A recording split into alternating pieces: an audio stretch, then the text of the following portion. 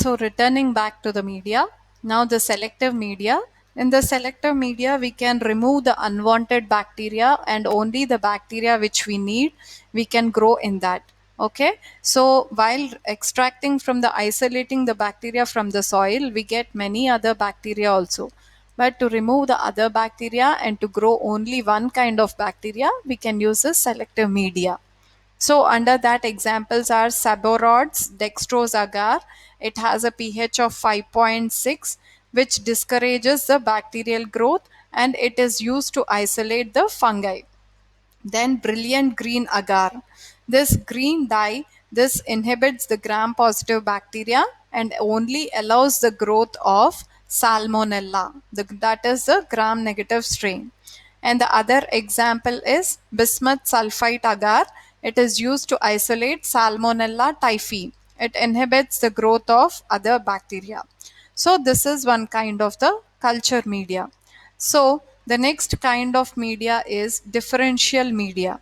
So this distinguishes between or differentiates, that is, it separates two kinds of organism, two or three kinds of microorganisms. Okay.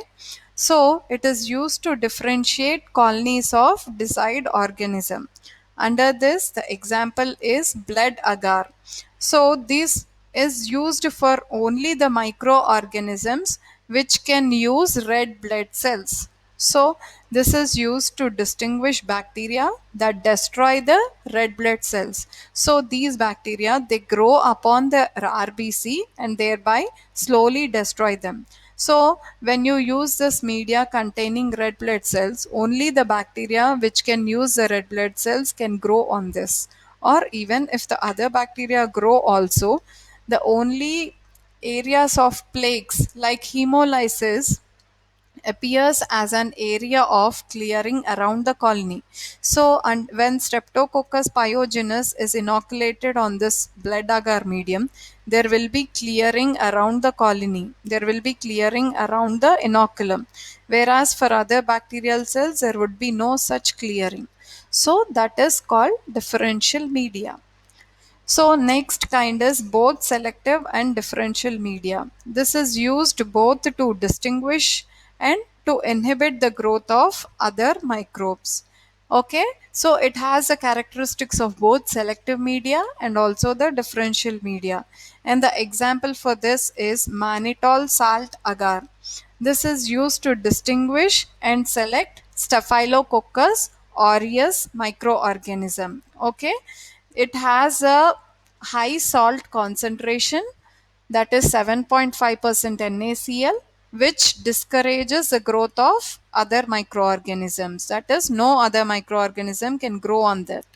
And distinguishing, that is differential media character is the pH indicator changes color when mannitol is fermented to acid.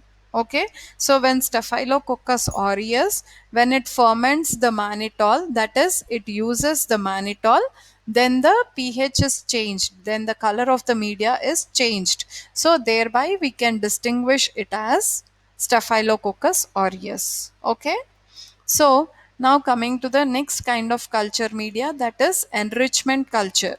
So some bacteria, they are found in very small numbers. They cannot be grown with the normal culture media.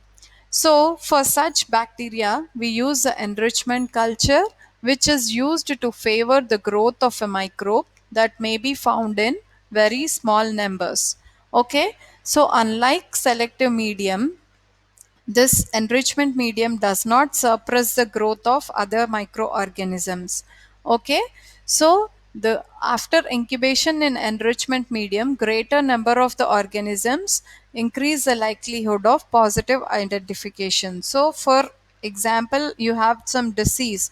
In such conditions, you cannot identify the microbe. Then you can use this enrichment culture media.